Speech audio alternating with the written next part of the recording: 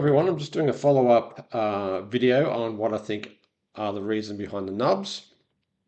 My last video was on the 27th of April 2024, which I uploaded on a couple of channels. Anyway, so that's the timestamp. So recently someone did a video on what they think the nubs are, which is closer to what I think is the correct reason, but not the complete reason. So hence I wanted to do another video and make it known to whoever watches it that my previous video, which I still think holds true, was on the 27th of April 2024. All right, so what I think is that most polygonal walls are geopolymer. Then some may be carved stone. The theories of the nubs have been crazy and varied, and I don't know why no one's come up with the correct answer that I can tell, though someone seems to be getting close. So these are the reasons thus far for polygonal nubs and why they're there to date that I can tell. One is that they're protrusions to carry the stones, and that means that they're already dry or they're already carved. Because some people think that the polygonal walls were carved, or some people think that they're geopolymer, and some people think they're softened stone, so they're actual hard stone made soft somehow. Anyway, so some think they're protrusions to carry the stones. Some people think they're electrodes to dry the geopolymer cement. Some people think that they're markers to use as a reference to carve solid stone, like an etch-a-sketch kind of situation. Some people think it's fossilized woodwork that just become the stone over time. Some people think the interlocking joins where the obverse nubs that stick out fit into the inverse nubs. Some people think they're just geopolymer defects, and some people actually think that that all of this is softened stone using some kind of frequency. Well, I think it's all that they're all wrong. There was a recent post, as I said, of someone claiming that they figured out what the nubs are, but I don't think they're completely right. All right, so I was just going to go through my theory. My theory is that, well, I'll explain it to you.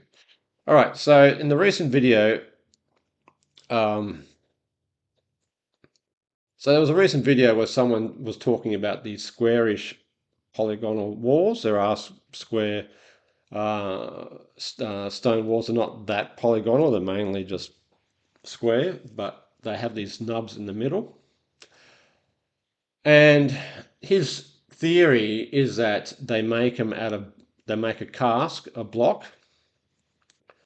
So they cast a block flat.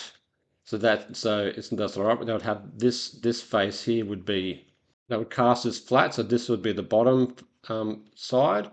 This will just be facing the ground, and these will be just their sides.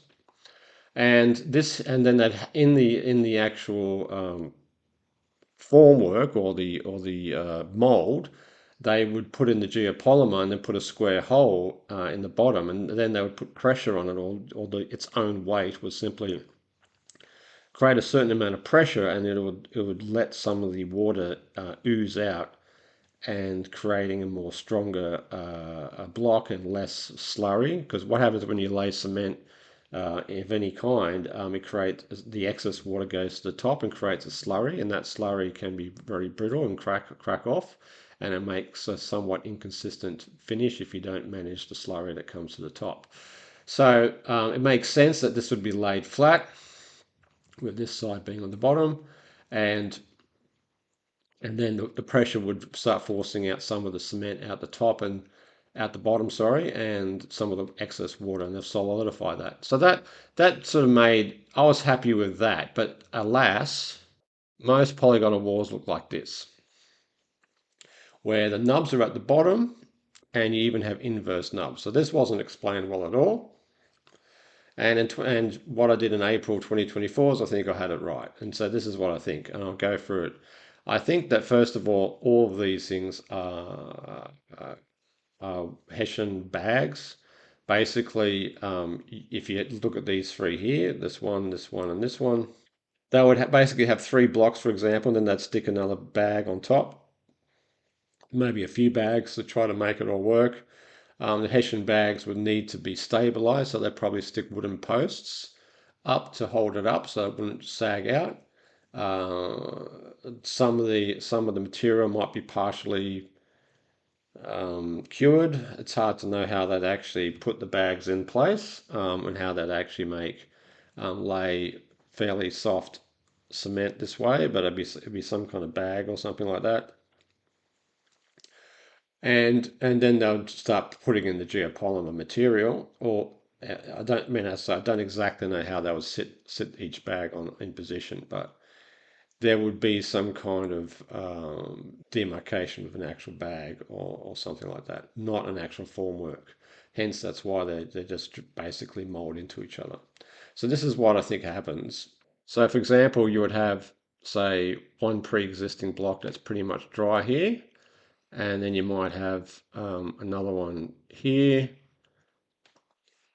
and then you might, oh sorry, that's pretty average, sorry. And you might have, something going up here, because they like to make them polygonal because they're stronger. And then what they might do is that they might put something here to, to as a bit of formwork or something, just to hold it up. Then they might stick a bag, Hessian bag, in here of some description to fill up all the space.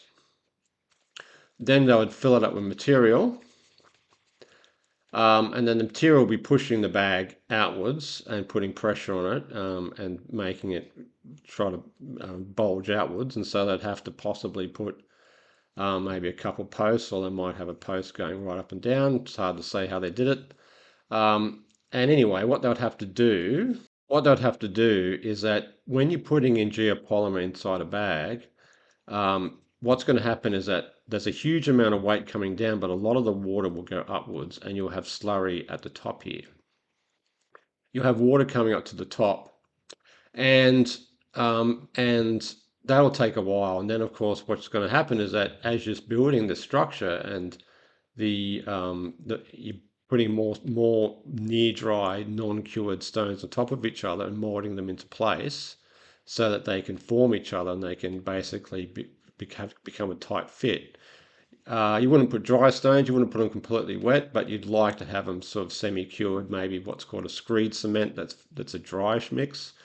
But either way, even with screed cement, you can often get water going to the top. And so and that would probably cause a lot of issues. As you put the next block on top, you've got this unstable watery section here. And as one stone goes on top of the other. Now, the way to probably make the whole thing stronger, and to prevent the front face of the block to bulge out and to burst, or just to bulge out with water, or just to be poor construction method, the most logical thing is to use a trowel. Just use a trowel, normal masonry trowel, and pierce the bag when it's not wet, or when it's kind of close to being half cured. Pierce the bag in about a couple of locations towards the bottom. Now, as you put the next stone on top, that weight will push a lot of the moisture down and out through these two slits that you've placed in the nub. And that'll force some of the excess water out. And what will happen is that the nub will just naturally just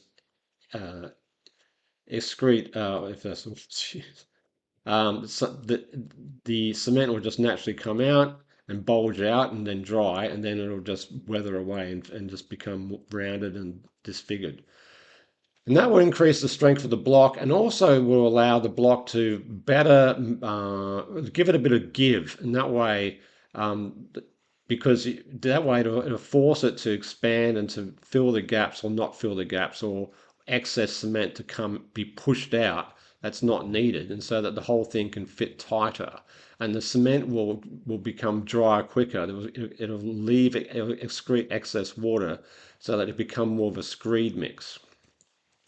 And that way, that's probably the best construction technique. And with the inverse nubs, the gaps, I would say that they've just put big posts in and pushed the thing up so it wouldn't just sag over. Because I can imagine some of these bags would have started to tip over the edge, and start folding out, and started to potentially fall over and undermine the construction. So they would have probably stuck posts.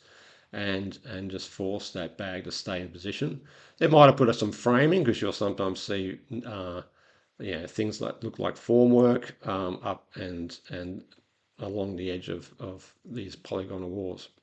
So that's what I think it is, and I think that's the best answer. And I agree with whoever came up with this one for square nubs, but I do think that the full answer is that it's a more of an art to get it right, and it's a cementing achievement. But it has to do with using a trowel and piercing the bottom of the sack, and that's basically what it is. A trowel pierce at the bottom of the sack. Well, that's it, guys. Let's see the image again. This is it. That's what I think it is. I don't see how it could be anything else. These all look like bags to me. Exactly what it is, or a bag, or something like that. It'd be some kind of containment that will. I mean, if you look at even the texture on the front,